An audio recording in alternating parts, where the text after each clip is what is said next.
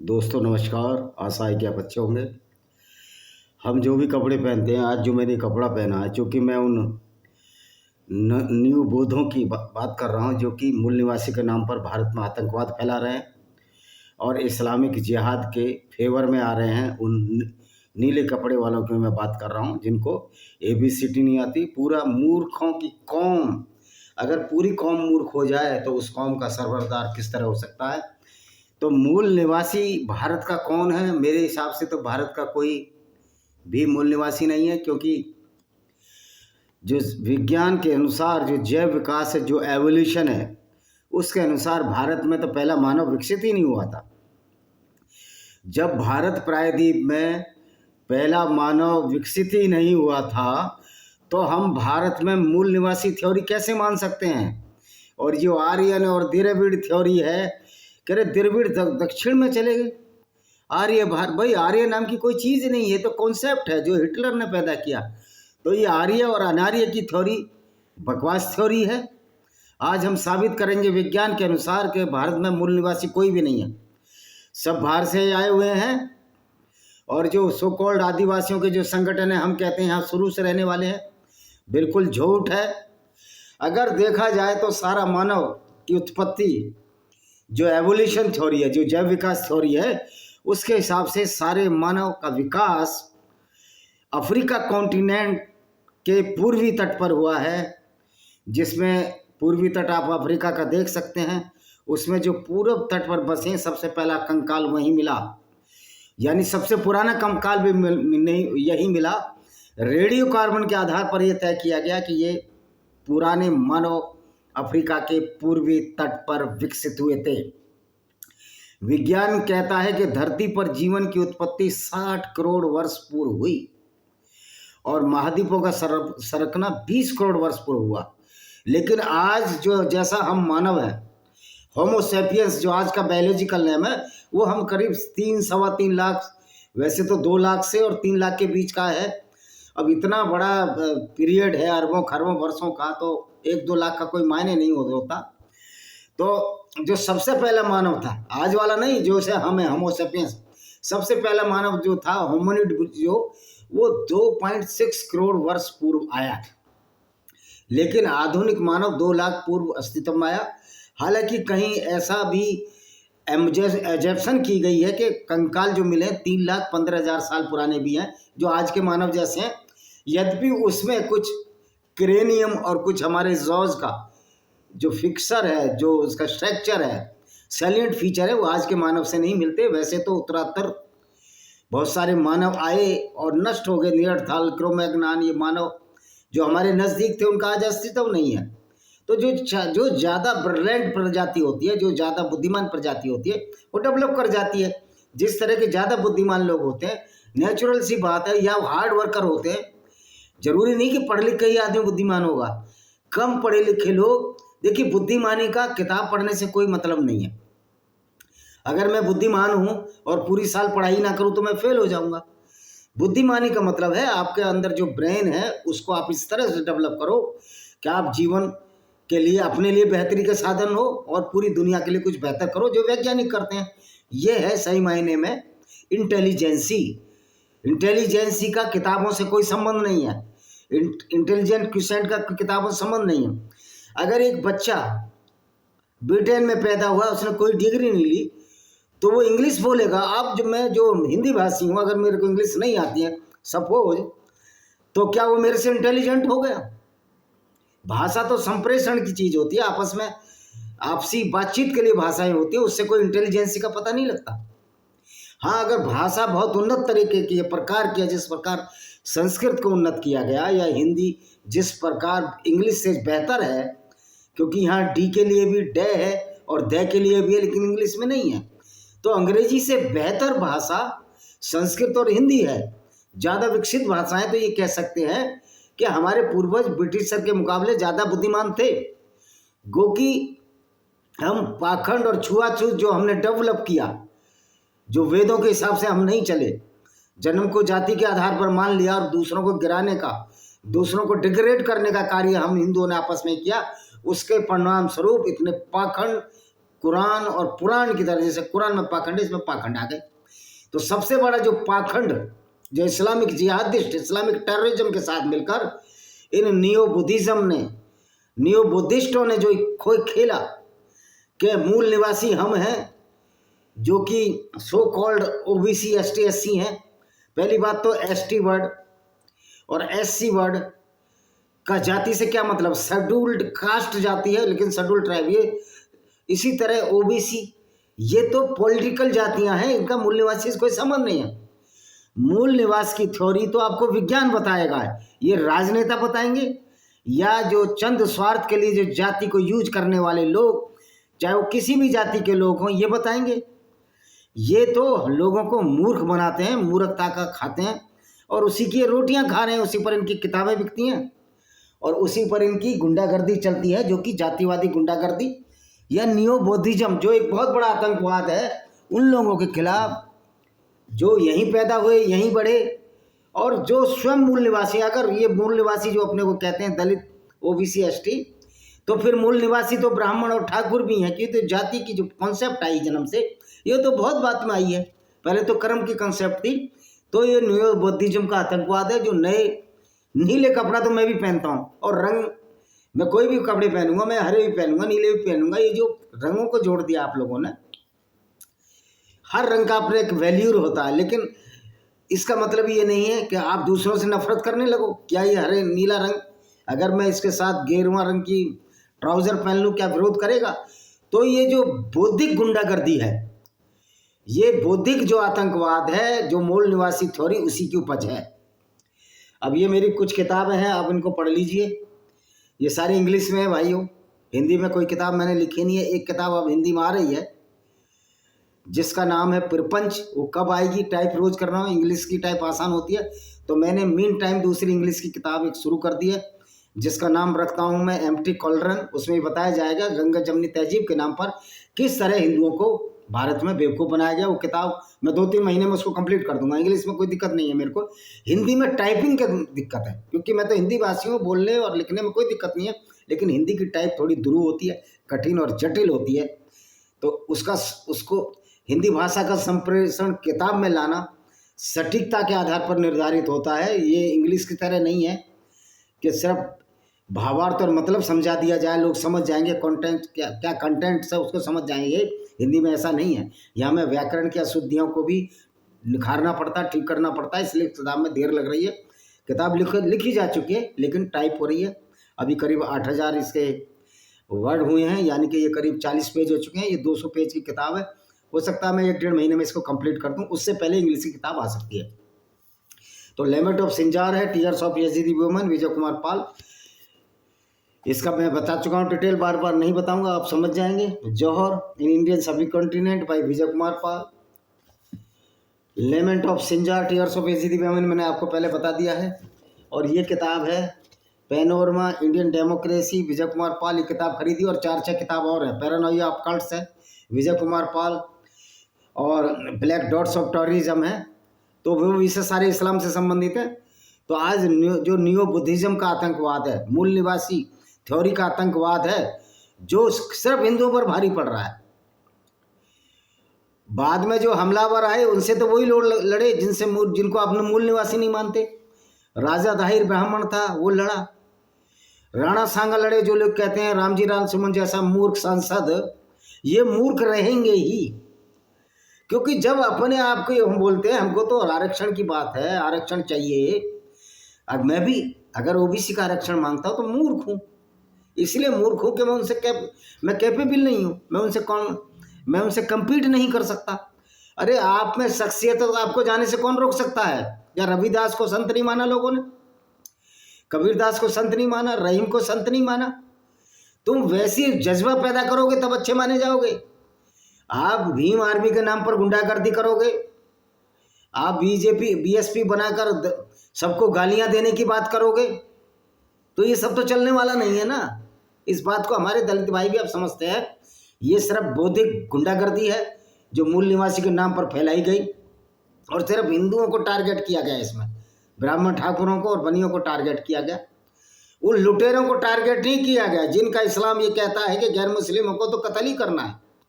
उनको तो लूटना भी है, उनकी औरतों से बलात्कार भी करना है, जो कि इस्लाम में जायज़ है। और सबसे ज़्यादा बलात्कार जो पाकिस्तान में होते हैं, आज भी दलित हिंदुओं के साथ होते हैं। ये वहाँ के दलित हिंदुओं से सोचो जो माइनॉरिटी के रूप में रह रहे हैं। यहाँ चर्बी चढ़ गई है लोगों को। अब तो इनकी धमकियां और चमकियों से डरने की जरूरत नहीं है। और ओबीसी को इतना मूर्ख नहीं है जो तुम्हारी लीडरशिप मानेगा। तो ओबीसी तुम ही तो कहते हो 52% है, तो फिर हम 15% की लीडरशिप क्यों माने? तुमसे हम संख्या में भी ज़्यादा, ताकत में भी ज़्यादा, तुमसे खेत भी ज़्यादा। हालांकि यहाँ कोई कंपटीशन की बात नहीं, मैं उन मूर्खों के लिए कह रहा हूँ जो अपनी गुंडागर्दी, अब पॉलिटिक्स की आड़ में अपनी इस मूल निवासी वाली गुंडागर्दी को आगे बढ़ाना चाहते हैं। तो देखिए, तो अब देखिए मूल निवासी थ्योरी को कैसे हम डिबस्ट करते हैं, बंक्ड करते हैं, और किस तरह से ये हिंदुओं पर एक बौद्धिक आतंकवाद है। जो पेरियार, जो कि मेरी कम्युनिटी का था, पेरियार मेरी कम्युनिटी का था, गडरिया समाज, धनगर समाज का था, उस मूर्ख की भी मूर्खता सामने आ जाएगी जब मैं इसको डिबंक करूंगा मूल निवासी थ्योरी को।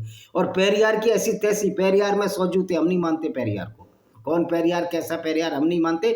हमारे आदर्श अहिल्याबाई होलकर हैं जिन्होंने इतने मंदिरों को बनाया।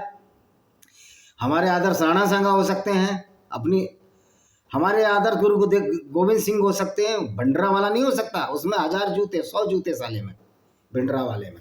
और भिंडरा वाले मारने को संत मानने वालों में भी 100 जूते, चाहे वो सुब्रमण्य स्वामी क्यों ना हो। ये भी एक तरह का मूर्ख और स्टूपिड आदमी है, पढ़ा लिखा है, लेकिन ज़्यादा पढ़ने से इसका दिमाग घूम गया है। तो जो आज का मानव है 2 लाख वर्ष पूर्व अस्तित्व में आया, हालांकि 3,15,000 वर्ष पूर्व के भी वो अवशेष मिले हैं। विज्ञान कहता है कि मानव ने जो भी अभूतपूर्व प्रकृति की है वो 200 से 40 पीढ़ियों के दौरान हुई है। अब एक पीढ़ी का 40-50 का एवरेज मान लो, तो ये करीब आप लगा लीजिए 50 साल का, ये 200 करीब 10,000 साल पूर्व, जब भी हमारे वेद वगैरह भी लिखे गए। उससे पूर्व मानव पशुओं के समान, उससे पूर्व मानव पशुओं के समान ही जीवन व्यतीत करता था। यानी कि कोई कहीं भी रह लेता था, कहीं भी खा लेता था। प्रत्येक देश का नागरिक खुद को वहाँ का मूल निवासी मानता है। जैसे अमेरिका वाले खुद को मूल निवासी मानते हैं वो, लेकिन वहाँ के रेड इंडियन जाति के लोग कहते हैं गोरे और काले लोग बाहर से आकर बसे हैं। इस तरह यूरोप वासियों का एक बार खुद को आर्य मानता है, अधिकतर इसकार मानते हैं आर्य मध्य एशिया के मूल निवासी थे। अब आओ इतिहास और विज्ञान की नज़रों से देखते हैं भारत का मूल निवासी कौन है। ये आर्य की थ्योरी कहाँ से आई? अंग्रेजी का नेटिव शब्द मूल निवासियों के लिए प्रयुक्त होता है। अंग्रेजी के ट्राइबल शब्द का अर्थ है मूल निवासी नहीं होता। ट्राइबल का अर्थ मूल निवासी नहीं होता। जैसे यहाँ आदिवासी का हम ट्राइबल है, मूल निवासी है। ट्राइबल का अर्थ होता जनजातियाँ, कबीले। पहले कबीलों के रूप में कौन रहते थे? जंगलों में रहते थे। 9 अगस्त जो आप जानते हो विश्व जनजातीय दिवस मनाया जाता है। विश्व जनजातीय दिवस अर्थात विश्व की सभी जनजातियों का दिवस। किसी जाति, धर्म, समाज का, राष्ट्र या किसी महान व्यक्ति के ज्ञान का अपनी आंखों पर चश्मा लगाकर उन बातों को मानना या जानना मतांधविश्वासी माना जाएगा। दरअसल यह मदनता धर्म और राजनीति के स्वार्थ के कारण उपजी है। ये मूल निवासी की थ्योरी क्या है? ये आतंकवाद है, राजनीतिक आतंकवाद है उन लोगों के खिलाफ जो मूल निवासी है ही नहीं। यहाँ तो कोई भी मूल निवासी नहीं था। भारत में जातिगत विभाजन भी एक चुनावी खेल है, जिसके चलते देश का सामाजिक ताना माना ही नहीं टूटा, बल्कि लोगों के बीच नफरत भी काफ़ी हद तक बढ़ गई है। ये हमारे इतिहास की विरमित समर शिक्षा का ही परिणाम है, क्योंकि किस तरह की मूर्खता पूर्ण दी गई। अरे भाई, आपके 4 ब्लड ग्रुप हैं विज्ञान के अनुसार। उसमें पॉजिटिव नेगेटिव होते हैं।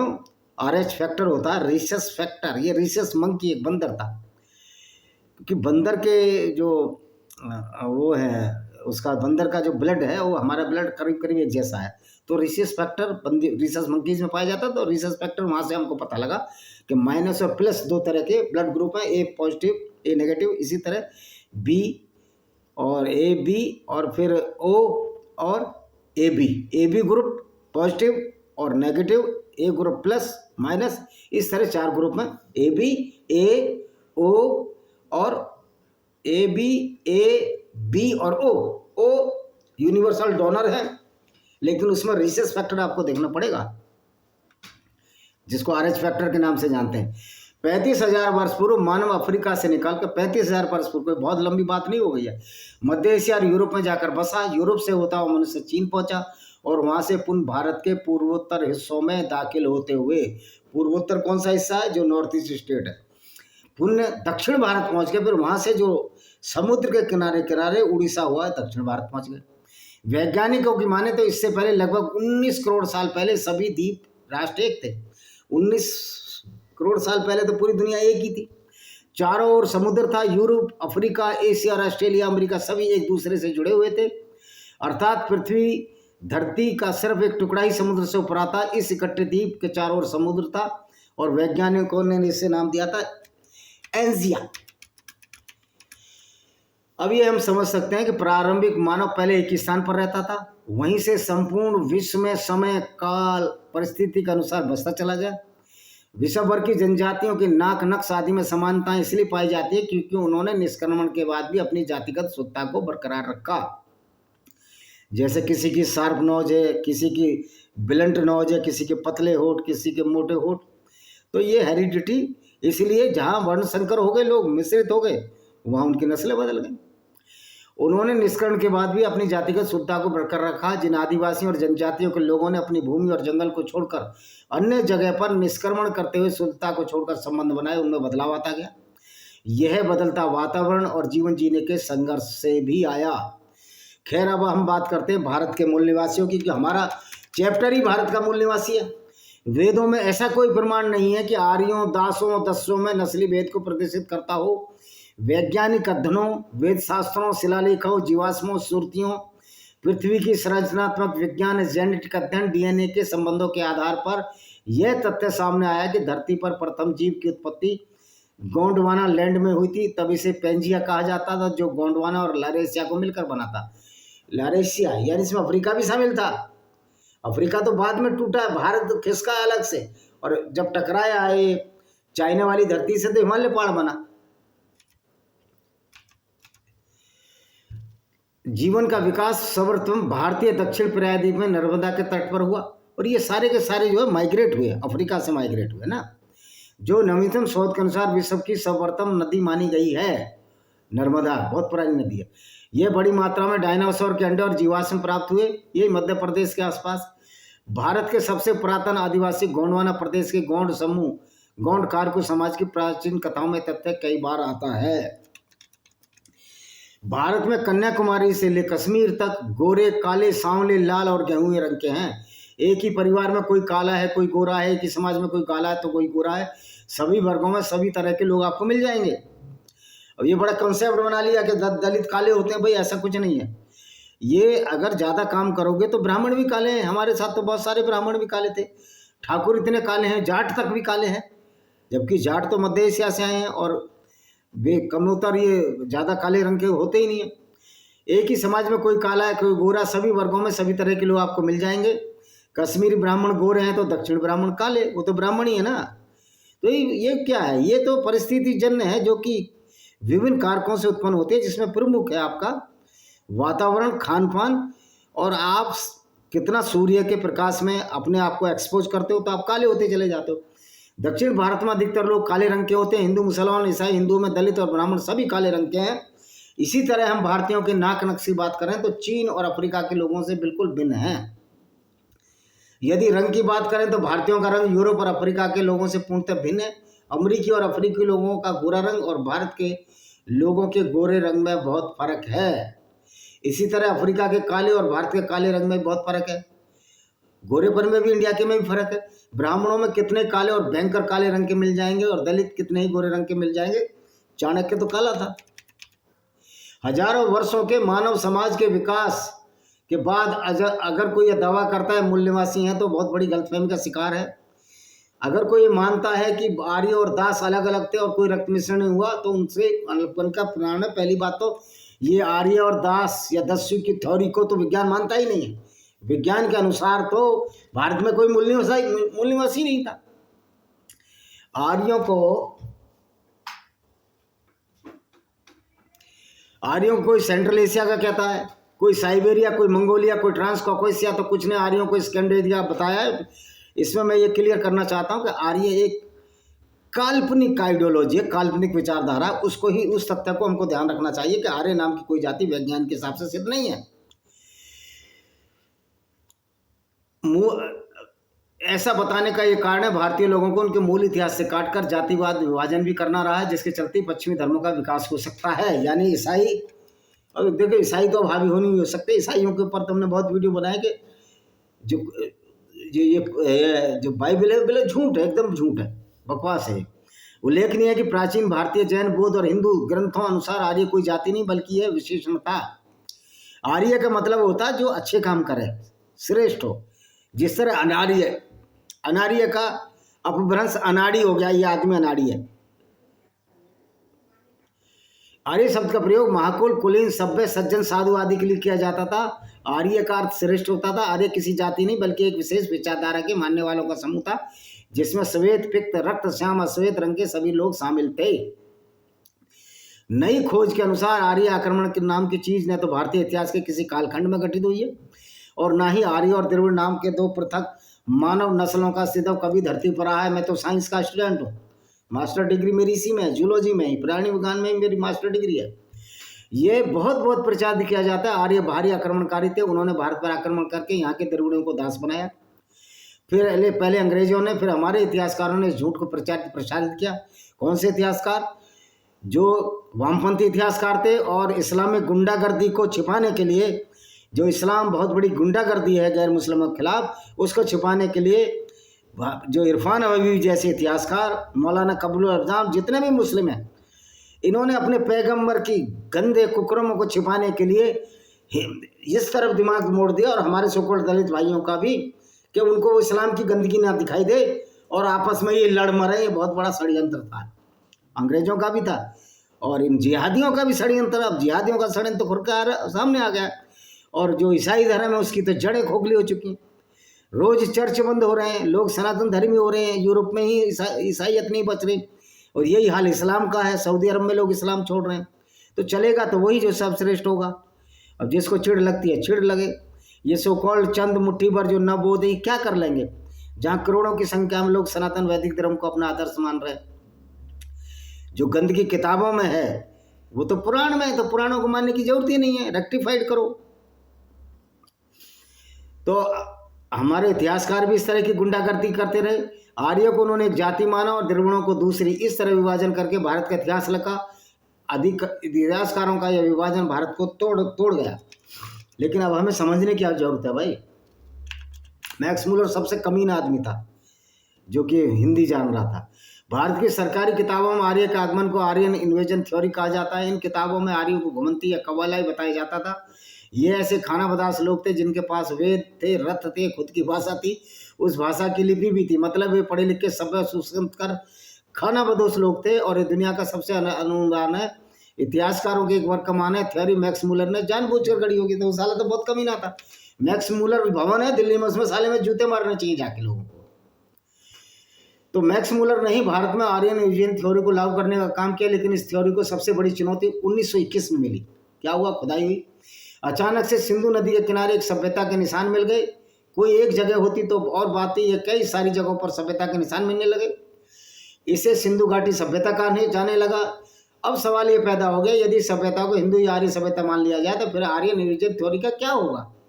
ऐसे में फिर धीरे धीरे ये प्रचार किया जाने लगा, सिंधु लोग द्रविड़ थे और वैदिक लोग आर्य, जबकि ऐसा कुछ भी नहीं था। आर्य और द्रविड़ नाम का तो कोई कॉन्सेप्ट ही नहीं था।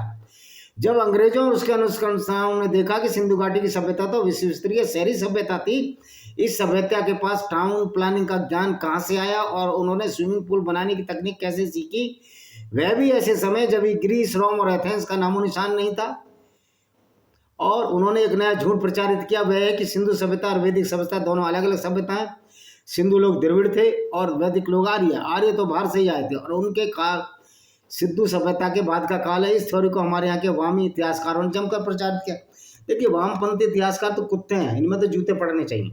जैसे रोमिला तापर है, इरफान हबीब है और बहुत सारे होंगे। और ये बंगाली जो अपने को बौद्धिक विचारधारा है, इनमें बहुत सारे मूर्ख लोग हैं, वामपंथी हैं। इसलिए तो बंगाल का ये हाल है। तो फिनलैंड के तार्तु विश्वविद्यालय एस्टोनिया में भारत के डीएनए गुणसूत्र पर एक आधारित अनुसंधान हुआ। कैम्ब्रिज विश्वविद्यालय के प्रोफेसर डॉक्टर कीवी सील्ड के निर्देशन में एस्टोनिया स्थित एस्टोनियन बायो सेंटर तार्तु विश्वविद्यालय के शोध छात्र ज्ञानेश्वर चौबे ने अपने अनुसंधान में सिद्ध किया सारे भारतवासी जीन अर्थात गुणसूत्रों के आधार पर एक ही पूर्वज की संतानें हैं। आर्य और द्रविड़ का कोई भेद गुणसूत्रों के आधार पर नहीं मिलता है। और तो और जो अनुवांशिक गुणसूत्र भारतीयों में पाए जाते हैं वो डीएनए गुणसूत्र के किसी अन्य देश में नहीं पाए गए, सिर्फ भारत में ही पाए गए। और सभी सो कॉल्ड तथाकथित जातियों में पाए गए जो हमने खुद अपने आप निर्मित किए हैं। शोधकार्यों में वर्तमान भारत, पाकिस्तान, बांग्लादेश, श्रीलंका, नेपाल की जनसंख्या में विद्यमान लगभग सभी जातियों, उपजातियों और जनजातियों के लगभग 13,000 नमूनों के परीक्षण परिणामों का इस्तेमाल किया गया। इनके नमूनों के परीक्षण से प्राप्त परिणामों की तुलना मध्य एशिया, यूरोप और चीन, जापान आदि देशों में रहने वाले मानव नस्लों के गुणसूत्र से की गई। इस तुलना में पाया गया सभी भारतीय, चाहे वे किसी भी धर्म को मानने वाले हों, 99% समान पूर्वजों की संतान है। इससे सिद्ध होता है कि भारत में आर्य और द्रविड़ विवाद व्यर्थ है। उत्तर और दक्षिण भारतीय एक ही पूर्वजों की संतान है। शोध में पाया गया कि तमिलनाडु की सभी जातियों, जनजातियों, केरल, कर्नाटक, आंध्र प्रदेश, जिन्हें पूर्व में कथित द्रविड़ नस्ल के से प्रभावित माना गया कि समस्त जातियों के डीएनए गुणसूत्र उत्तर भारतीय जनजातियों के डीएनए का उत्पत्ति आधार गुणसूत्र एक समान है। उत्तर भारत में पाए जाने वाले कोल, कंजर, दुसाल, धारकर, चमार, थारू, दलित, क्षत्रिय और ब्राह्मणों के डीएनए का मूल स्रोत दक्षिण में पाई जाने वाली जातियों के मूल स्रोत से कहीं भी अलग नहीं है, सब एक ही है। इसी के साथ जो गुणसूत्र उपरोक्त जातियों में पाए गए वही गुणसूत्र मकरानी, सिंधी, बलोच, पठान, ब्राह्यू, बुर्जू, हजारा आदि पाकिस्तान में वाय वाले समूहों से पूरी तरह मेल खाते हैं। जो लोग आर्य और दस्युओं को अलग बताते हैं उन्हें बाबा साहब अम्बेडकर की किताब जाति व्यवस्था का उच्चाटन, एनिहिलेशन ऑफ द कास्ट, उच्चाटन में खत्म करना को अच्छे से पढ़ना चाहिए। दूसरा जो शोध आया था, इसी तरह का एक शोध अनुसंधान भारत अमेरिका के वैज्ञानिकों ने भी किया था। उनके साझे अनुवांशिक अध्ययन अनुसार उत्तर और दक्षिण भारतीयों के बीच पाई जाने वाली आर्य अनार्य असमानता अब नए शोध के अनुसार कोई सच्ची अनुवांशिक असमानता नहीं है। अमेरिका के हार्वर्ड के विशेषज्ञों और भारत के विश्लेषकों ने भारत की प्राचीन जनसंख्या के जीनों के अध्ययन के बाद पाया कि सभी भारतीयों के बीच एक अनुवांशिक संबंध है। इस शोध से जुड़े CCMB अर्थात centre for cellular and molecular biology, कोशिका आणविक जीव विज्ञान केंद्र के पूर्व निदेशक और इस अध्ययन के सह लेखक लालजी सिंह ने एक प्रेस कॉन्फ्रेंस में बताया कि शोध के नतीजे के बाद इतिहास को दोबारा लिखने की जरूरत पड़ सकती है। उत्तर और दक्षिण भारतीयों के बीच कोई अंतर नहीं रहा है। CCMB के वरिष्ठ विदेशक कुमार संजय थंगरजन का कहना है कि आर्य द्रविड़ सिद्धांतों के पीछे कोई सच्चाई नहीं है। वे प्राचीन भारतीयों के उत्तर और दक्षिण में बसने के सैकड़ों हजारों साल बाद भारत आए थे। देखिए, है ना, इस शोध में भारत के 13 राज्यों के 25 विभिन्न जाति समूह से लिए गए 132 व्यक्तियों के जीनों में 5 लाख अनुवांशिक मार्कों का विश्लेषण किया गया। मार्करों का सभी लोगों को पारंपरिक रूप से अलग 6 अलग भाषा परिवार, ऊंची नीची और आदिवासी समूह से लिया गया। हालांकि ऊंची नीची जाति कोई नहीं होती, ये उन मूर्खों को तमाचा जो ऊंची नीची के नाम पर हमको बांटने की कोशिश करते हैं।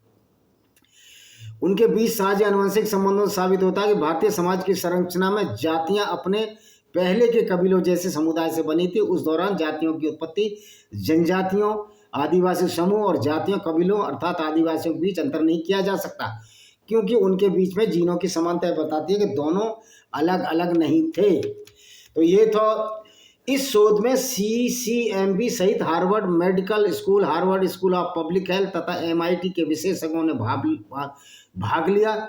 इस अध्ययन के अनुसार वर्तमान भारतीय जनसंख्या असल में प्राचीन काल उत्तरी और दक्षिणी भारत का मिश्रण है। इस मिश्रण में उत्तर भारतीय पूर्वजों एनेस्ट्रल नॉर्थ इंडियन एंसेस्ट्रल और दक्षिण भारतीय पूर्वजों एंसेस्ट्रल का योगदान है। पहली बस्तियां आज से लगभग 65,000 साल पहले अंडमान द्वीप और दक्षिण भारत में लगभग एक समय बसी।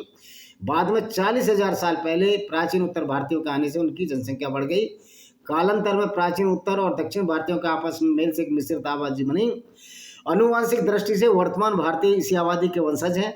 अध्ययन यह भी बताने में मदद करता है कि भारतीयों में जो अनुवांशिक बीमारी मिलती हैं वह दुनिया के अन्य लोगों से अलग क्यों है। तो लालजी सिंह का शोध है और उसके साथ अमेरिकन वैज्ञानिक का शोध है कि 70% भारतीयों में जो अनुवांशिक विकार है, यह शोध से ये जानने में मदद मिल सकती है कि ऐसे विकार जनसंख्या विशेष तक ही क्यों सीमित हैं।